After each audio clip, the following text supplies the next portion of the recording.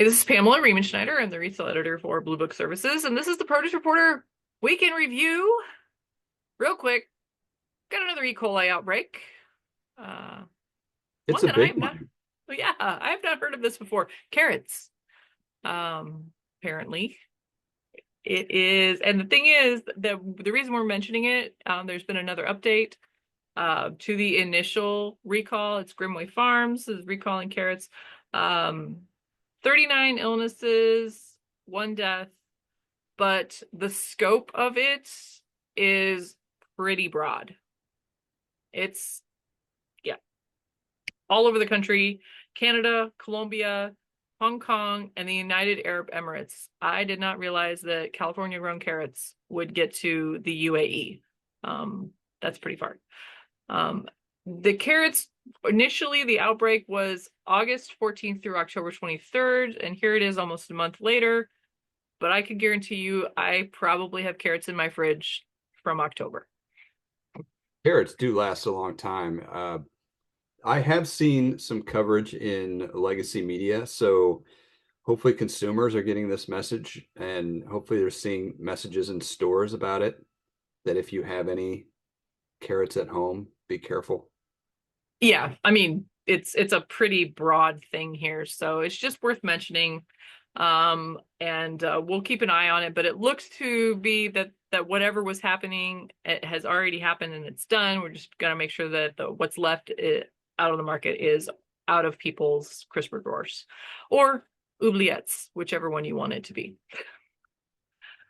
But we also had this week I mean, it's that time of year, the Farm Bureau's annual Thanksgiving updates.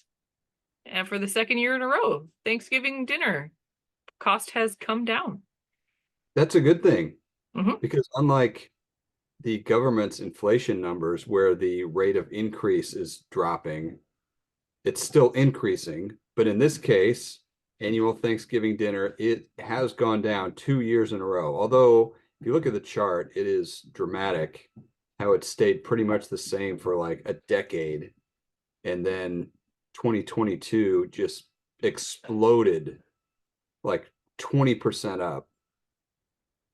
And then we're still creeping back. We're still what was the number that it said above 2020? Or I guess 2019 is the number we're looking at. 19% higher than 2019 still. Okay. Yeah. Yeah, So that we're still hits. and so the numbers that their metrics are a holiday feast for 10 people, and it's 5808 or 5808 580 a person. And that number is kind of interesting to me because we're talking about all these retailers and all of their promotions, and they're all like, we can do Thanksgiving for 550 a person for 10 people. And the latest one was what, 450 something. So that one's actually lower than the average. So they gotta make sure they get all these news releases out before the Farm Bureau comes out with their numbers and shows that their promotion's not actually that great. Well, it is they are pretty good, but we do have real food in the Farm Bureau one. Right. Although they had what, frozen peas or canned peas? I don't know who eats peas on Thanksgiving. That doesn't sound fair. It is canned peas, you're right. And 1 pound frozen peas. I mean, you know what though? I love canned peas, and I'm one of very few out there. you're a Um, significant minority, even lower minority than people who like canned cranberries. hey, I want my cranberry in a loaf, please. If I'm making my fresh cranberry sauce, I almost want to like mold it in a loaf. Yeah. Just for the nostalgia sake, slice me off a slice of that. Give me a cylinder of cran. People who take canned cranberry sauce and like squish it up to make it look like real cranberry sauce. No, no, no, no, no. I Just need it. leave it can shape, please. It's like when Yes. you make your own pork sandwich at home. You have to shape it into the shape of a McRib. Right? You know what? I saw something that made total sense when the McRib is back, and the whole reason the McRib comes back is because the pork market is down, and so they got a good deal on pork. to bring the McRib back. Uh, you know what? The only fresh things that they specifically mention on the Farm Bureau are 3 pounds of sweet potatoes are down 26.2%. I did not know sweet potato prices are down that far. And then a 1 pound veggie tray is down 6%, and a 12-ounce bag of fresh cranberries is down 11.8%. Although I'm starting to see social media stuff talking about all the different things that you can do with fresh cranberries. So the crafty TikTokers out there are canning their own cranberry juice from fresh cranberries. Hey, you know what? If it sells fresh cranberries, I'm for it. Yeah, that Just sounds like an awful lot of work, but it I've sounds asked, like a lot of work, and you could just walk down the aisle and there it is. There's rows upon rows of yes, already bottled cranberry juice for you. pretty cheap. But it also so we're talking about this, and then we had Kroger had a report that I thought was really interesting that's delving into, so they have the 8551 or whatever, the 8451, their data firm talked to consumers about what their Thanksgiving must-haves are. And 78% of consumers say that turkey is their protein of preference for the Thanksgiving holiday. But in the top 5 must-haves, people are pretty divided on what they want besides turkey. Because the one that really surprised me was only 49% said that mashed potatoes are a must-have. They must be, the 51% must be the people subjected to the scourge of potato flakes on Thanksgiving. That's possible. I had Or potato flakes for Thanksgiving this week, but it was in an elementary school Thanksgiving dinner, which is, I would say, one of the only acceptable places besides, if you are really prison. hard up for potatoes. I appreciate that they're there, but let's get a sack of potatoes for Thanksgiving, please. I'm shocked that it's 49%. I can't believe more than half don't consider that. And I know there's a mac and cheese thing, but it must be regional because I Yeah, don't. I think it's a Southern thing, more than anything, because I'm not a mac and cheese at Thanksgiving person. I'm a turkey and mashed potatoes and green beans. But I can't see having a ton of mashed potatoes and a huge thing of mac and cheese. That just seems like too much on the starch department, especially when you add the all of the dinner rolls that everyone wants to eat. And stuffing. And stuffing and stuffing. I mean, there's just so much bread. So, the one thing that really surprised me is that only 20% of people consider cranberry sauce to be a Thanksgiving essential. And I really feel like that's just like a knife in my heart, because cranberry sauce is one of my favorite things. And only 30% of people said that pumpkin pie is a Thanksgiving essential. And you know what? Outside of Thanksgiving, I don't know anyone who just goes, you know what? I really need a piece of pumpkin pie. True. Um, Well, if you're talking about a typical Thanksgiving of 10, 2 people will insist that the cranberry be there. yeah. And so it's available for everyone, but 2 of the 10 are the only ones who are going to eat it. Why is gravy only 30% consider that when 83% are having turkey? You know what? It's the people who deep fry their turkeys or have smoked turkey, because you can't make gravy out of that. You have to go to like a lot of lengths to make gravy if you aren't actually roasting a bird. I mean, if you're making real gravy, and not like packet gravy. So I can see that so many people think, my brother-in-law came down here and spent the Thanksgiving with us a couple of years ago, and he showed me how to deep fry a turkey. And I don't need to do that on my own. Number one, I'll set my house on fire, and number two, I want to make gravy, and you can't do that when you deep fry a bird. That's true. I've seen that. But we also, I'm like, everything is connected this week. Like, we can just segue seamlessly from one thing to the next. We had some analysis this week about Kroger and Albertsons and their market overlaps. And we've talked about this before, about the stores that Kroger and Albertsons plan to divest. This is just the official plan of divestitures.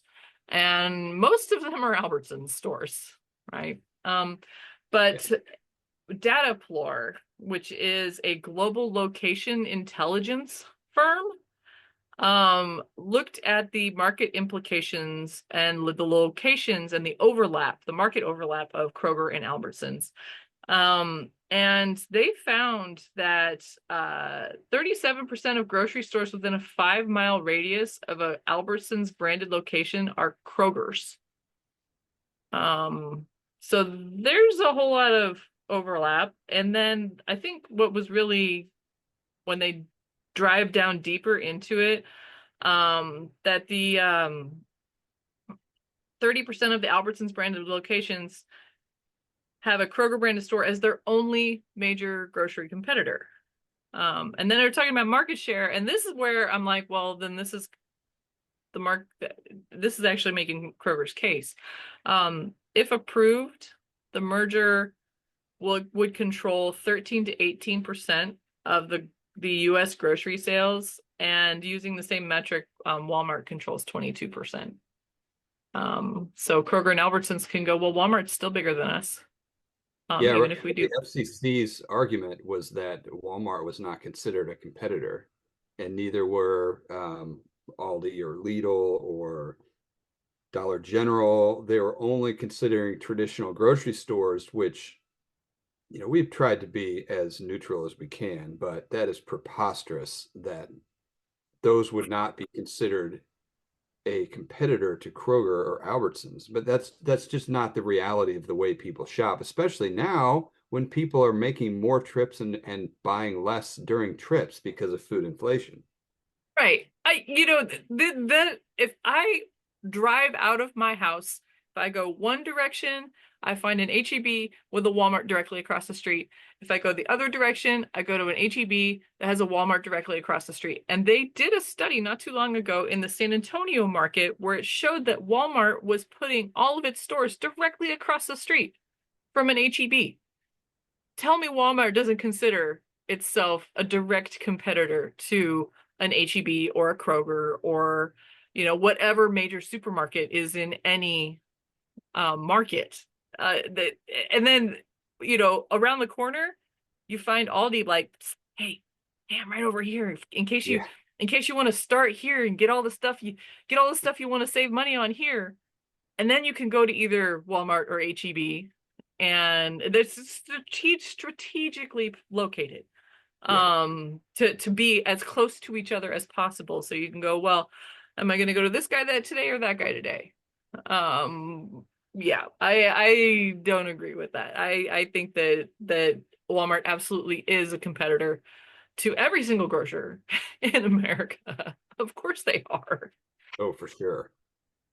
Now, there is legitimate concern that almost 600 stores divested. Are those stores going to survive? We've seen a relatively poor track record of that working in the last 20 years. Yeah, I mean, there's within my market again, just to use anecdata, there was an Albertsons store right across the street from the HEB that I shop at most often, and it is now a Big Lots, and it is soon to be an empty lot. So that is just how the cookie crumbles on some of these things. But I thought it was like a nice way to segue into the end of the week in review. I don't think we posted this, but there's one Aldi that I want to go to. Yes, it wasn't it's not really produce related, But it's but an interesting marketing thing because I don't see Aldi doing this kind of stuff, right? And so they are hitting the press with its first ever charcuterie chalet. I'm not going to Europe for Christmas this year, so maybe I need to go to the Aldi charcuterie chalet and yeah, enjoy 90 cheeses, charcuterie, and wines for a holiday wonderland. Sign me up. Where is our Aldi guy? Somebody reached out to us from Aldi to offer us some. I want a trip to the charcuterie wonderland. it's in Chicago, right? That's not I that far. know. Somebody from our office should go. But I'm afraid that the line that like over 300 items will I gotta go. A holiday sweater board. Think ugly holiday sweaters are cute and delicious. I am an ugly sweater person. I have dozens of them. Sweet Sport Aldi Fresh board featuring a vibrant selection of fresh strawberries, raspberries, mangoes, pineapple, peppers, carrots, and tomatoes. We gotta post this. We gotta put this on our website. Like we gotta get the Aldi Fresh board for all of your holiday needs. Oh, twist my arm on posting more Aldi stuff. Right? Well, I have to check it out. It's but it's only happening in Chicago, but I'm sure that there'll be some stuff in store. This just tells me there's going to be a whole lot more cheese at Aldi for Christmas, and hopefully they have the fondue kits again because my family for the Christmas holiday does fondue instead of turkey again.